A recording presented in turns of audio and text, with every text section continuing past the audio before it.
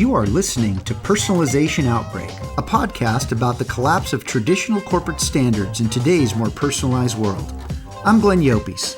I'm a leadership strategist, author, contributor to Forbes, and founder of the Leadership in the Age of Personalization movement. On this show, I'm interviewing executives across multiple sectors to find out how the balance between standardization and personalization can exist. Hello, everyone. Welcome back to another Personalization Outbreak Podcast. Today, I have the honor of having a deeply insightful conversation with John Woods, Chief Academic Officer at the University of Phoenix, about their 2026 Career Optimism Index and the key findings around the true impact of the AI revolution. Now, we'll explore why employees are gaining confidence and independently learning new AI tools while their organizations struggle to adapt, and how employees can protect their unique identity and dignity in an increasingly automated world.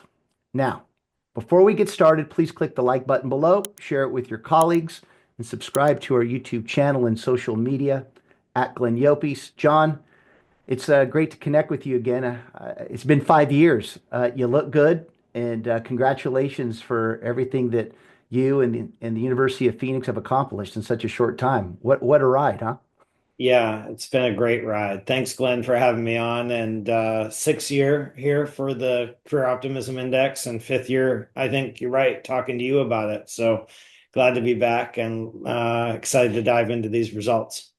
So, John, why don't you take the audience back? Like, what was the initial motivation for this Career Optimism Index? Like, where did it originate from, and what was the real motivation behind it? Because, I mean, clearly, every single year, um, you see this balance of power shift from institution to individuals. And again, let's remind our audience that, I mean, you're educating adults, and Yeah. uh, and that's a whole other audience, but it's a very important audience. And so, what led to the index, and how have you seen it evolve?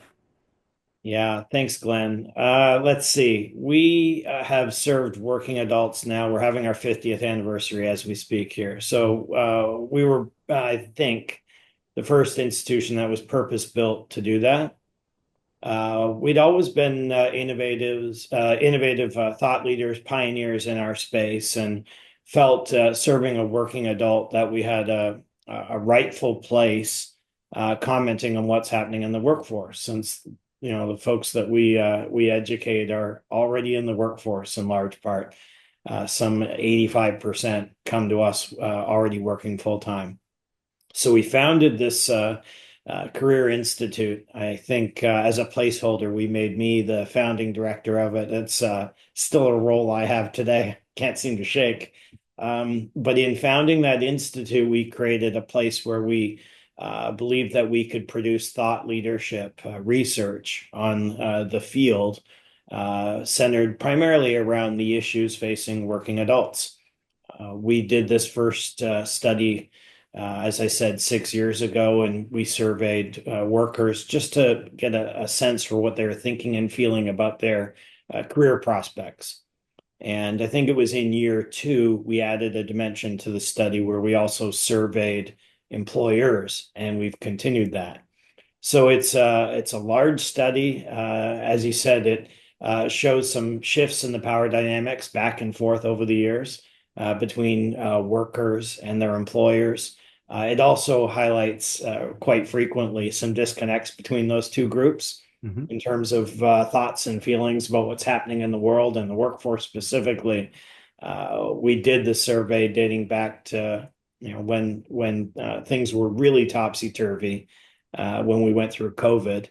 And now, arguably, things are very topsy-turvy again as we go through automation and this AI revolution. So we learn a lot from it, and I get to speak to it, which is a lot of fun. I think we share with the world a lot of great insights about what's happening in the world of work.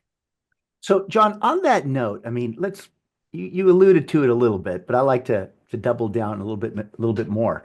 I mean, the University of Phoenix is really meeting the moment in elevating the conversation around this. I mean, when you talk about thought leadership, I often wonder just how much people know about um, the leadership team at the University of Phoenix and the importance of getting out in front. I mean, the goal here is not to follow, and the goal here is not to make incremental improvements. I mean, the goal here is to really be forward thinking in everything the institution does. Can you talk a little bit about that before we jump into the index? Yeah. The university, as I said, was founded in 1976, and our founder was a faculty member at the time within the University of California system. He saw that working adults were largely unserved in American higher education, that they were sort of on the fringes and had to adapt their lives to fit into the institution's cadence, the institution's life. He wanted to start up a university just for working adults within California, and California wasn't interested in doing that, so he went to Arizona, and the state of Arizona welcomed him, and he set it up there. As I said, we were purpose built for the working adult, and that meant a few key decisions were made early on. One was that our faculty are what we call practitioner faculty. So we have a mix of full and part-time faculty, and the part-time faculty have to be current in their field. So on average, our faculty have 26 years of experience in the fields in which they teach, while also being academically credentialed. So you'll hear schools say a lot of our faculty have great work experience, or a lot of our faculty have done some great things in their careers. And for us, it's table stakes that they all are in the field and they're current in their field. And they love teaching for us and giving back to students what they've learned in their careers. In fact, they're 16 years on average experience with us. Hmm. So we have a faculty who stays with us. And then key also to, again, fitting in education to somebody's really busy life with work and family and all kinds of other things. We created a model a lot of people have since copied of students taking one class at a time, so they could really focus and kind of master a body of work and then move on to the next course. And then several years ago, we really leaned into our history of being innovators and pioneers, and we mapped our entire curriculum for skills. So we looked at all the skills that were required in any and every job that our programs prepared students for. We made sure that the skills were in the content that we delivered and in the assessments that students completed to make sure that they had in fact learned those skills. Hmm. And we've since issued over 1 million skills badges where students can post on LinkedIn or ZipRecruiter that they've actually learned a skill. Skills are combinations, badges rather are combinations of skills.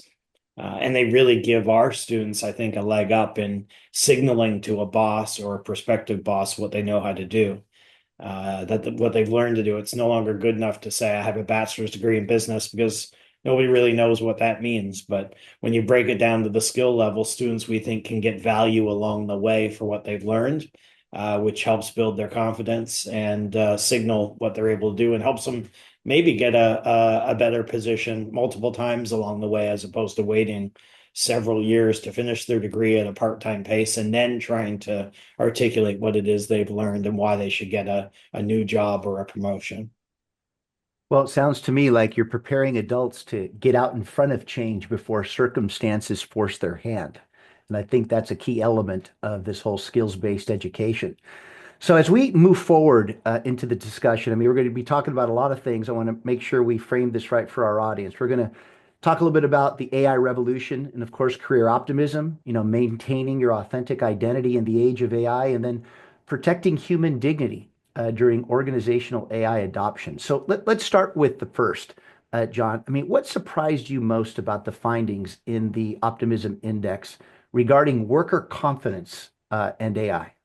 Yeah, and go back to what we said, that the power dynamics have shifted a couple times over the 6 years we've done this. We've seen the Great Resignation a few years ago, where the power dynamic really was owned, if you will, by the worker, who had lots of choices, and employers had to pay attention and figure out how to retain people better. And then in more recent studies, you saw that shift where the economy became a bit uncertain. And what we're seeing now is a bit of a mix. People are doing what's called job hugging. So it makes sense to stay put maybe for the moment because the economy is a bit uncertain. But there are certainly some dynamics underneath the surface where people are teaching themselves AI quietly and then oftentimes on the side because their organization has not yet figured out how to leverage AI and integrate it organization wide in a strategic way. So you've got people learning on their own about AI, and as they're doing so, they're gaining confidence about a future pivot into another role, maybe somewhere else. So there could be retention challenges downstream. So that really surprised us that organizations are a bit behind in terms of being strategic about this, and individuals are moving forward, albeit maybe quietly, moving forward, teaching themselves these skills so that they have the ability perhaps to switch jobs, and that might surprise their employers in the future. Well, I mean, that's an interesting point there, John, because they may be hugging a paycheck until they have reinvented themselves on how to use tools like AI so they can get greater control of their careers. Does that sound about right? Yeah, organizations that have begun to embrace it are seeing it as a productivity or efficiency tool, whereas workers are seeing it as a way to build skills quickly and build confidence. And with that confidence, I think comes the ability to think about one's career maybe a little bit more strategically. Mhm. And while they're doing this independently, it is happening. Over 50% reported they're kind of working on their next move and leveraging AI as Hmm. part of that. So what role do you think higher ed education, what should the institutions play in bridging this gap between workforce readiness and organizational adoption to AI? Yeah, so I think for us, our role is to help people build skills that will help them with uh, career progression, career development, career building. And AI has become kind of the new essential skill to become fluent in. And the way we're teaching AI is that I think it's probably best to frame it this way. It's not AI for AI's sake or AI in a vacuum. It's AI as can be applied to things you're learning anyway. So we're sort of taking the approach that we will weave this in deeply into our courses and programs. I'll give you an example. If you think about an environmental science program at the University of Phoenix, we're teaching people what it will be like in the field to work in environmental science in various roles. Throughout the curriculum, we will introduce them to different AI tools and how they're used in that profession. Hmm. And they'll build a skill of being able to acknowledge and realize and practice the use of these AI tools in an important context as opposed to generically. So the other thing that I think that is really interesting about our approach and really critical is that we're teaching not only use but ethical and responsible use. So we leaned in really, really early. I can remember still when we all heard about ChatGPT. I Hmm. think it was November, some 3.5 years ago, let's say. And over the holidays, everybody was downloading ChatGPT on their phone, and it was this new answer machine. Hmm. And it was January when we put our minds to writing a philosophy statement on generative AI and writing a student-facing policy on the use of generative AI and really encouraging people, in fact, to use it as opposed to policing Hmm. against it. And when we encourage students to use it, we went to, I think, great lengths to describe how we thought that should happen in a responsible, ethical, proper way. And we've since revised our policy once already because these things are rapidly evolving. But when we first wrote our policy, we really had no institutions to benchmark it against.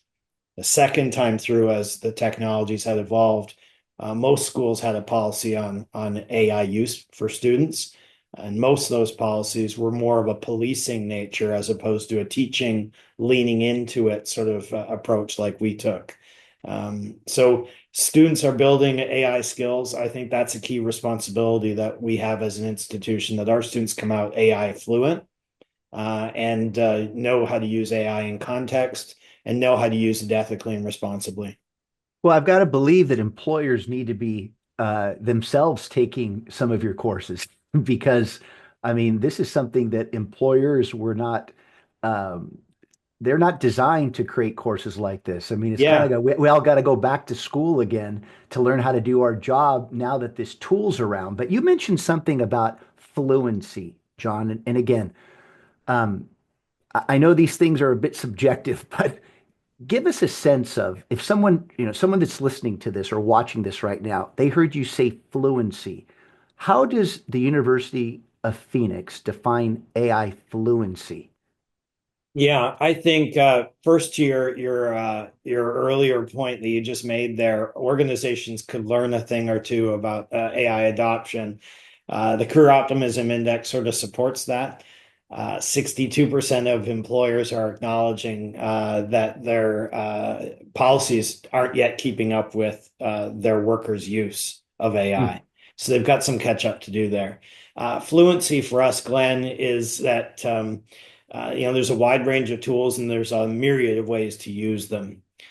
So it's being able to select the right tool for the right situation and knowing how to use it and how to apply judgment to what you get when you use it, so that you're ruling out to the greatest extent possible that you've misused it, that you've improperly used it, that you've missed it, maybe hallucinating and giving you a bad output. So it's really, I think, end to end use, what tool, when, how, and how to evaluate that output, how to apply that output. Um, and so for us, we can measure that because we've got a whole bunch of different ways that we can embed AI into classes. We've got one really interesting thing going on in a number of our classes where students, as I mentioned, the environmental science example. Another really good one here is in education and counseling classes, people can actually have a simulated conversation with let's say, between you, the counselor, and your client, or Mhm. you, the teacher, and a parent in a parent-student meeting.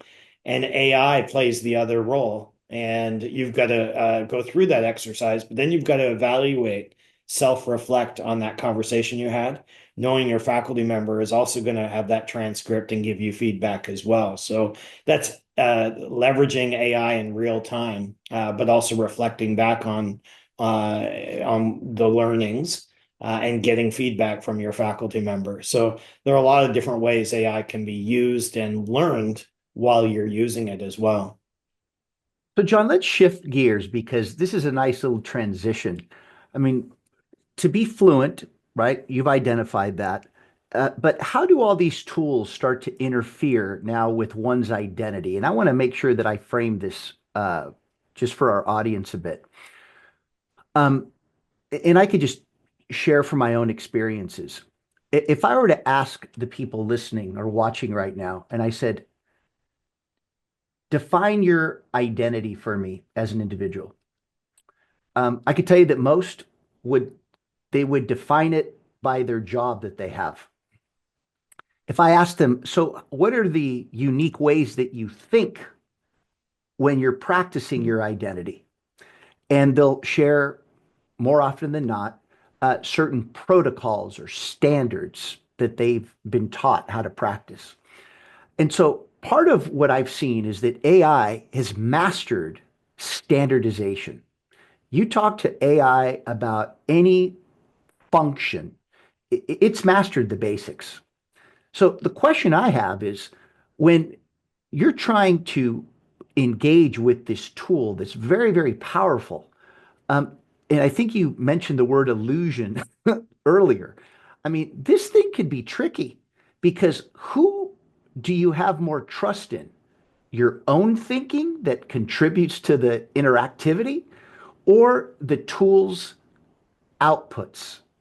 Right. So I share this because how can professionals really maintain their identity while integrating AI in their daily workflows? I mean, you can get lost in this too, can't you? Yeah, I think a number of thoughts come to mind there. I guess so. The first thought I would have is that when AI use is well supported, it helps people gain confidence and not lose their identity. Confidence and a greater kind of self-direction, feeling good about Mm. the direction you're going. But also, if it's well supported, then it's built with loops. That is to say, you're checking its output. You're probing even further with that output to say not this way, but more like this. So when it's used effectively, and I think you mentioned illusion, it can hallucinate. So you've got to double check that its output and people are who are using it correctly, again, in ways that are supported either at work or in school, that are well instructed, well taught, well supported. It's helping people build confidence in skill development, in use, and in career, we think, trajectory. It can help with because it certainly brings with it a lot of efficiencies, but it can help with outcomes. It can help with productivity so long as it's well supported. Human decision making doesn't go away. And really what this does is it actually shines a light on the other durable skills that we want people to be fluent in: judgment, self-reflection, communication, collaboration, all those skills that in fact make the Forbes and other lists as the top skills people are looking for in new employees every single year. Those actually actually become more important with such a powerful tool. Well, you just hit something, and I'm glad that you did. I'm not surprised, John. Self-awareness, right? Self-awareness and skills are needed to preserve identity in the age of AI. Um, what's the University of Phoenix doing to help elevate the importance of self-awareness? Because I know that a lot of people, I've heard this many times over the past several years, that's soft, that's not helping us generate output. Yeah. I think it's the other way around. Yeah, we and I think a lot of people would probably agree with this. We don't really like the term soft skills, and we use durable skills because that's what we think they are. And I think Yeah. soft is sort of trivializes them or minimizes them a little bit. The technical skills are only really well applied if you have the durable skills to apply them. And we I think took a leading role with skill mapping and Yep. skill measurement, and we measure and map for durable as well as technical skills. So I can tell you at what point in a curriculum somebody learned a specific accounting practice and the level of learning which that happened. But I can also tell you all the places in the curriculum that they learned reflective judgment or collaboration or any of the skills that we call durable. Those are mapped as well. And I think when we signal to a student through issuing a badge that they've attained one of these skills and the level at which they've attained it, that helps them with their identity, their professional skill set. Uh, we actually can now do something really cool. We'll send them a job, an actual job posting, and tell them the percentage match between their skills that they have obtained at the University of Phoenix and that job. So they'll show the percentage. It'll say you're a 75% match for this job. And some people are blown away. They Hmm. had no idea. And then maybe I should apply for that job. Maybe I don't have to wait till I'm done my degree. And a lot of the skills are durable skills. So, So we think we're really helping with confidence and identity building. let's go deeper into this. Go into the durable skills. Why do you refer to things like self-awareness and reflection? Why are they durable skills? Well, they're durable. Well, Forbes and other folks tell us they're durable because they make the top 10 every year on the skills list. But they're durable again because without them, the technical skills don't really take you very far. Knowing how to do something isn't really as good as knowing when to do something, exactly how to navigate doing that thing, who to work with, and how to work with them to do that thing. Mhm. And so we think they're the fuel or the power underneath technical skills. The technical skills only take you so far. The durable skills are what allow you to really excel, allow people who know how to do things to become leaders or managers of other people who do those things, Yeah. maybe down the road. We all know people who know how to do things, but don't ascend to helping others do things or leading others who do things. And that's because the deficits maybe in durable skills more than anything else. It's interesting as I'm listening to you, John. Again, pushback. I feel like I'm learning a lot on this call or on this interview.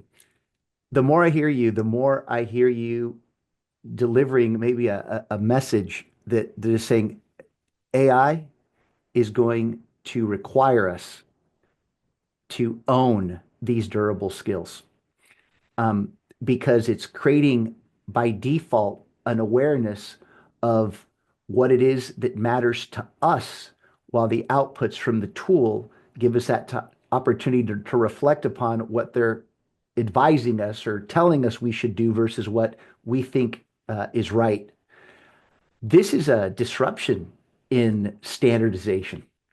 I mean, maybe what I'm hearing here is I am understanding why the adoption by employers might be a little bit slow, because this has an opportunity to truly disrupt not just workflows, but how we lead and how we actually connect with our people. Where if you look at a standardized organizational chart, we would think that those at the top of it would be more ready for what's coming, when really it's the people that might be in the middle of the organization that may be positioning themselves even faster. Am I making sense here?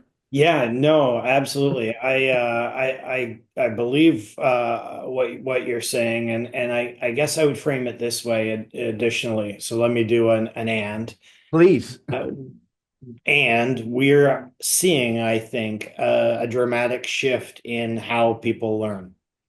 So we see with AI tremendous capabilities that will help people build skills very quickly, build confidence very quickly. Mm. This technology has huge implications for access. That you may see that folks don't necessarily even have to go to school as much as they once did to gain the skills that AI can help them build. We think there's a critical role, Mm. obviously, for education, formal education and schooling. And again, it's making sense of the skills you're developing. It's knowing how to apply them, where to apply them, and what judgment to use in their application. So the two are really intertwined. We might well see, just like someone could go and buy carburetors for beginners for $14 at the bookstore and no longer needed to necessarily take a 3 month long course. They could self-study. We're seeing these tools now that they're on everybody's device, they're in your hands. You can build skills and learn things that maybe were difficult to access before, required a large outlay of expenses to access before. But what you do with the things that you learn, that's, I think, what we're seeing as the big differentiator here with formal education. Educators need to embrace that people can now learn things in newer and different and more rapid ways than ever before. But educators need to help people who learn those things know what to do with those things and help them marry those learnings with the durable skills that can actually help them be successful with the things that they're now learning in very new and different ways. John, that was powerful.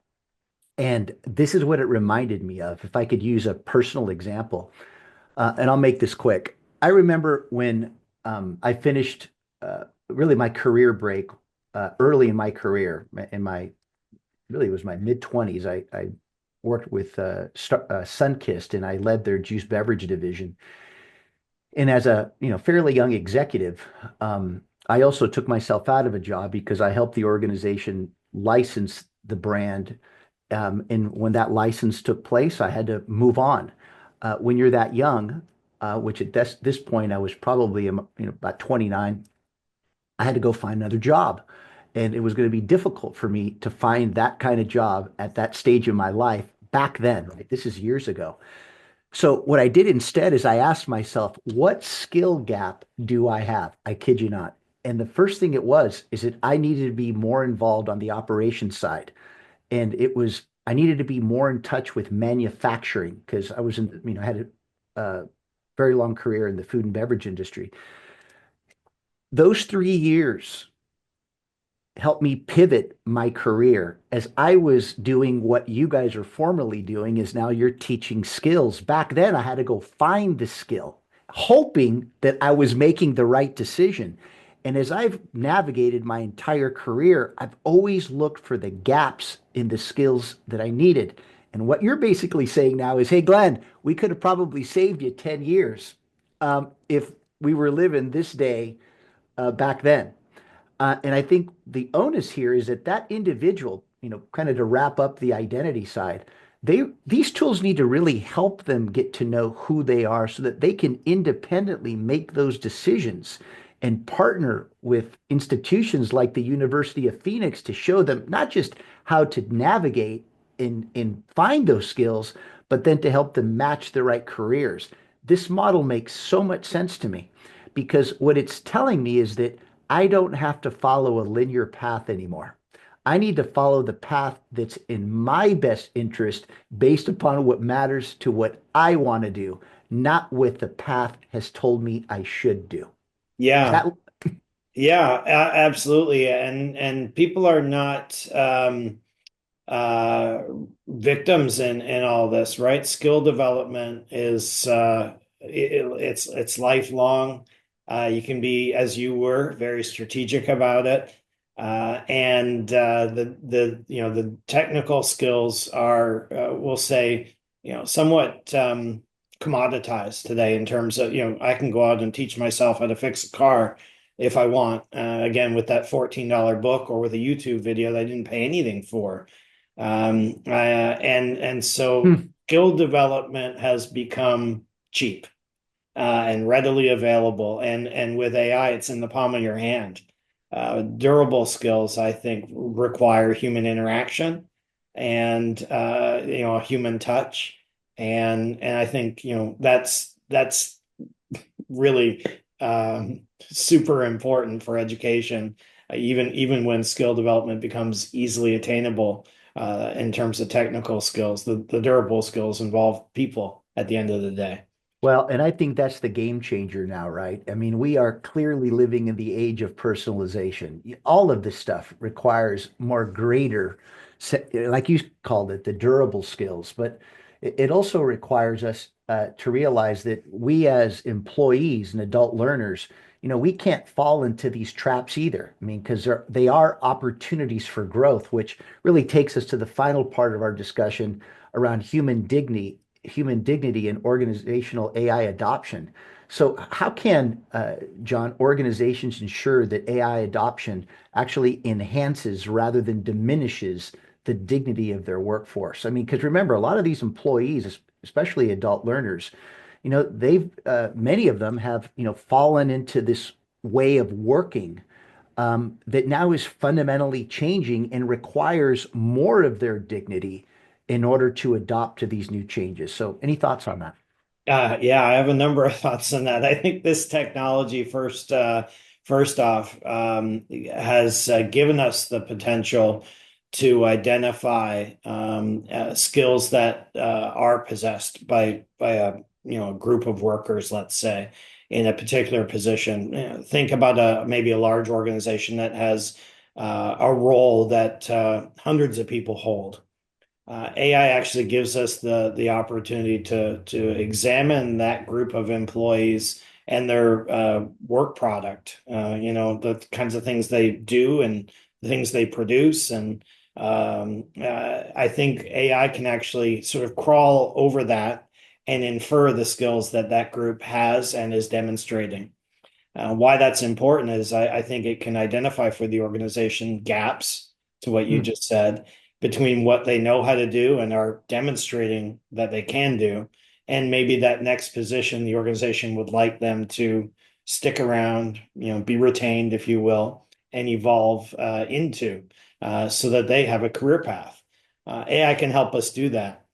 It can identify the skills being demonstrated, the gaps between that demonstration of skills and the next position, and then we can more strategically, more surgically, if you will, Hmm. fill those skills gaps. And I think there's a lot of humanity and dignity in that. It's saying we want you to stay.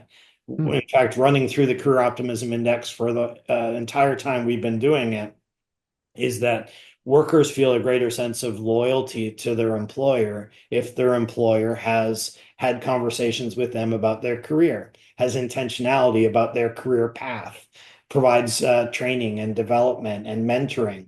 Well, AI can make this again much more strategic and thoughtful, and organizations can much more efficiently identify exactly how to have those conversations for skill development to keep people to career path people. So there's a lot of, I think, humanity and dignity in that. The other thing I'd say is organizations need to have kind of an overarching appreciation that people are upskilling with AI already. And so you need a strategy and a plan to embrace it, not just as a productivity tool, but as a way for organizations to be able to do skill development and have conversations with folks so that they don't lose their folks.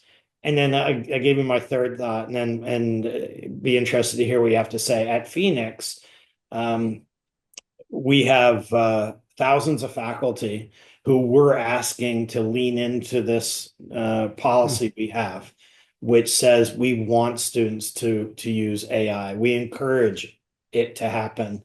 We want it to happen ethically and responsibly. And here's what that looks like. And here are all the resources so that you can understand that. Well, our faculty have all those students in front of them and have to figure out exactly what is happening in the classroom and how to coach to proper and ethical use. Well, for us, we really had to get organized around coaching and developing our faculty so that they understood our approach and they were prepared to be that frontline individual working with our students to help them develop this AI fluency that we're dedicated to.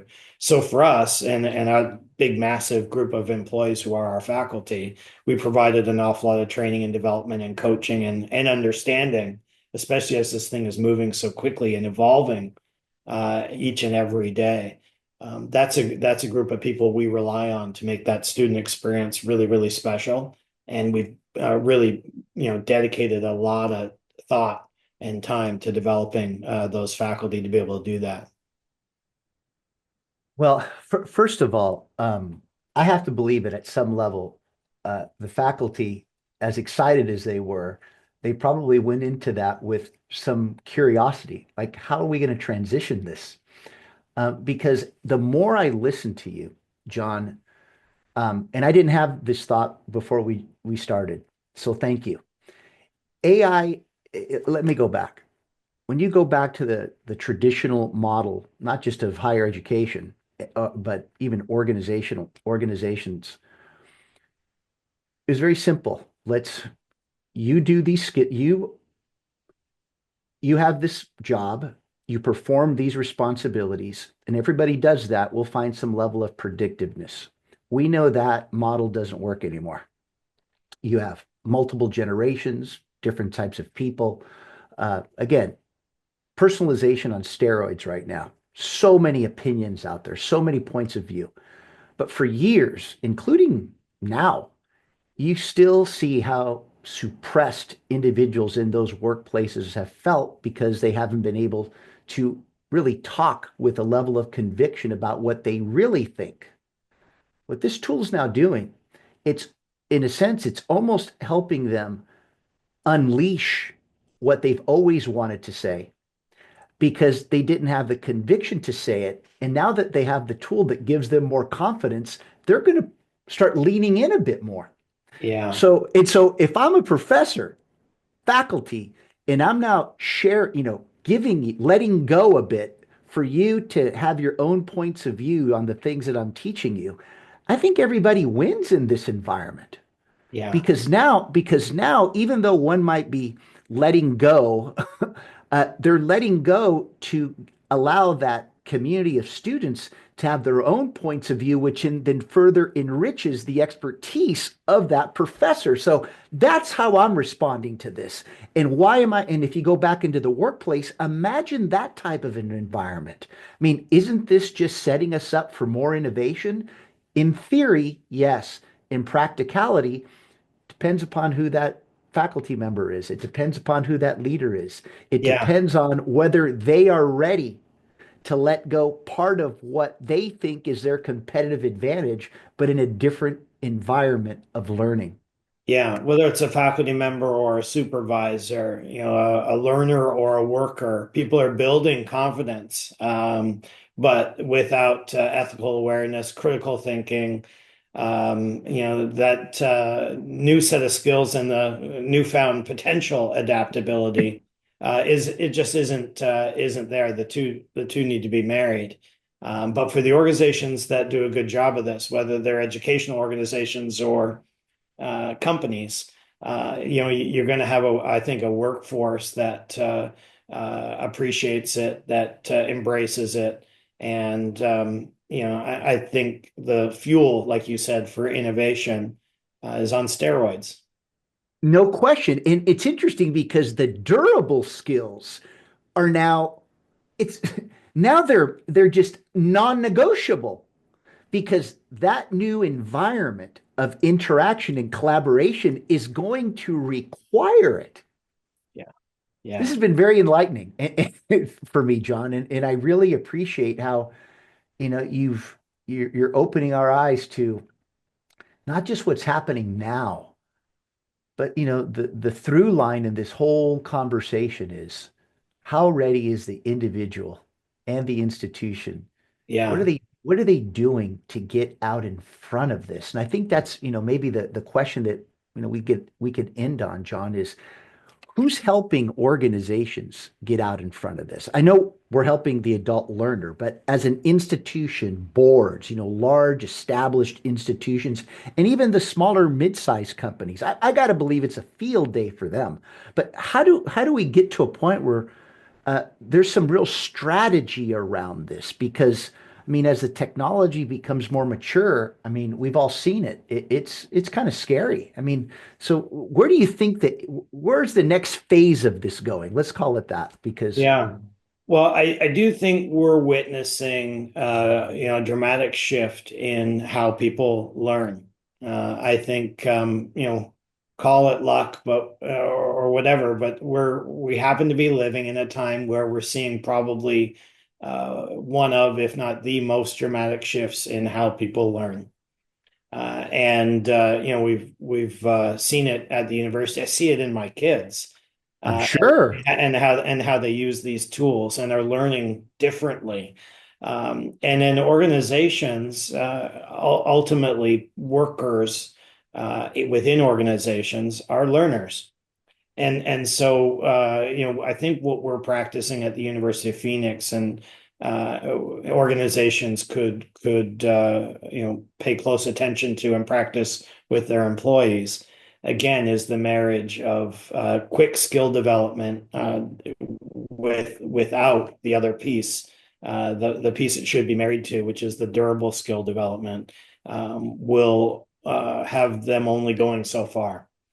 And so a whole bunch of people who can learn something very, very quickly, more quickly and differently than ever before, don't go as far as they would if we pair with it a real focus on durable skills, ethics, responsibility, communication, collaboration, These are the kinds of things that I think are imperative more than ever now, because the tools are so powerful that without judgment, they can be kind of scary. So, John, let's wrap this up with one final. In fact, why don't you? I'm going to give you the last word. Obviously, what would you share? What would you like to share with our listeners and viewers now on kind of the future of all this, and really what are the two or three things that they should be walking away thinking about and actually consider taking action on right now? Yeah.